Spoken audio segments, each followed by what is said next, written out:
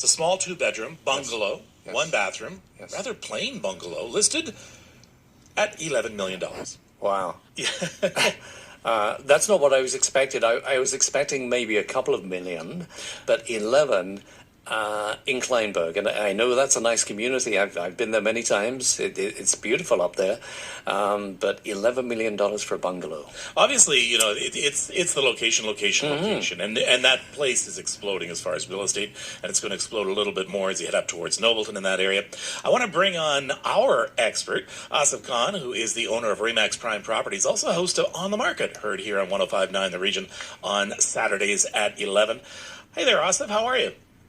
I'm well. How are you guys? I am well. Are there a lot of places like this little bungalow in York Region? There are. I mean, there's a lot of places like that little bungalow, and it depends on where that little bungalow is situated.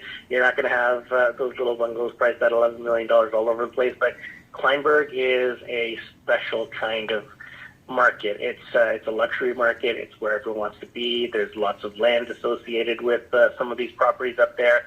So it's a different kind of animal.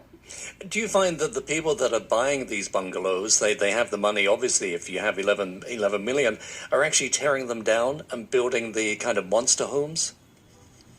Yeah, they're either tearing them down and building monster homes, or they're building on top of the foundation. Sometimes it's easier for people to get permits to build if they're keeping the foundation. And it just depends on what they want to do with the property. And there's a lot of people that are tearing these down and building multifamily homes, so they're moving in with their parents, moving in with their children, and their extended family homes. So lots of different ways that people are trying to find some sort of way to, live with family members, and at the same time for all of them to have a place to call home. I know in your show this weekend you're going to be talking about the new survey that came out from Remax, and I got to say, and it's not just because you're here. I do really respect the Remax surveys. I always find them quite interesting and very in depth. But another survey that was released from the Mustel Group and the Sotheby's International Realty Canada has kind of a disturbing number. 52% of Toronto Generation Z survey respondents, or Generation Z, I apologize. 52% of Gen Z respondents report they have abandoned the dream of single family home ownership. How are you? Tell me about the generations that you're dealing with right now and the hope they have of having home ownership. And I'm talking about in Toronto. Yeah, Toronto, it really is difficult for people to move into Toronto, especially with single-family detached homes, and it's got to be discouraging. We've got, rising prices, very, very low inventory, probably the lowest inventory that I've seen in my career. We have less than 1 month of inventory in many of the pockets in and around Toronto, and that's disheartening. It's discouraging. People have lost out on multiple offers, so I totally understand their sentiments with that, and what we want to do is try and find something even within driving range. And this is not exclusive to Toronto. This problem has happened in, say, New York or Chicago, where a lot of people have had to move out to the suburbs and then commute to the city. So trying to find something right within Toronto itself is going to be difficult. But to give you a story, Kevin, we had someone move out to Dunnville, and they bought a huge home on a large lot for $400,000, and they're making that commute. It's a long commute.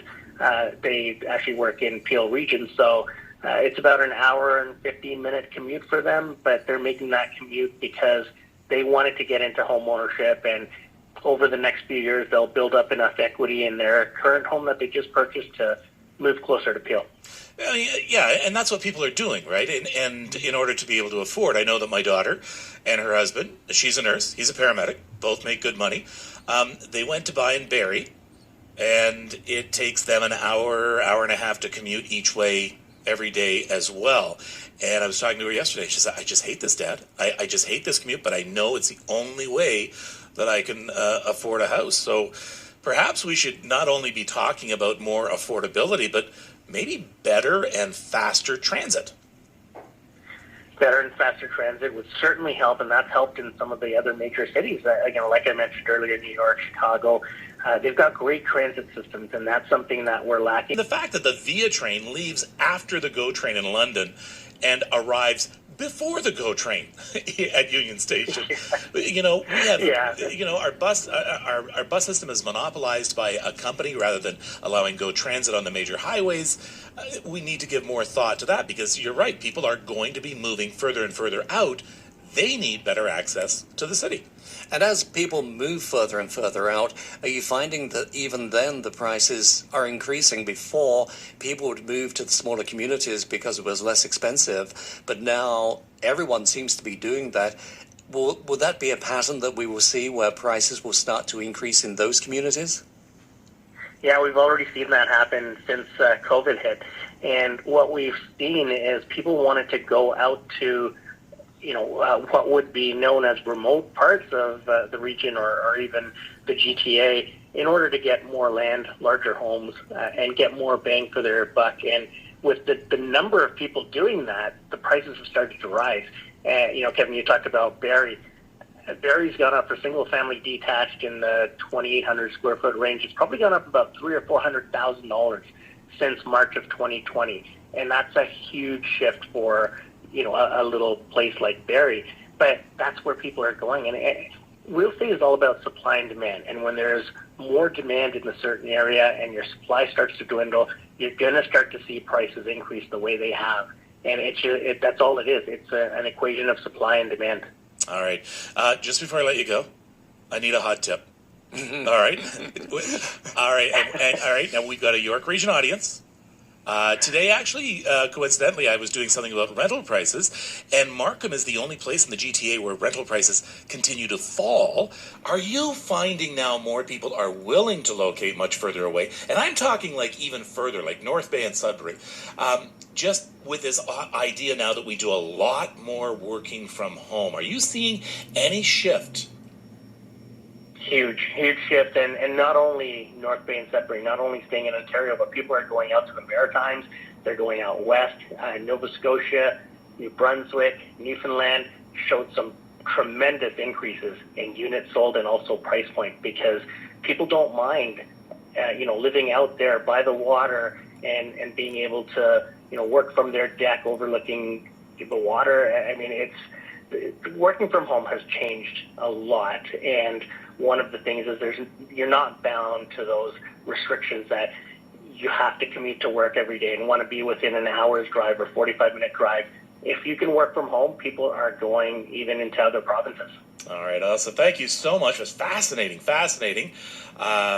We just want to give hope to people that, just stick with it. You will be able to buy a house. Got to keep our fingers crossed. Asif Khan, owner Remax Prime Properties and host of On the Market, heard here 105.9 The Region, Saturday at 11 a.m.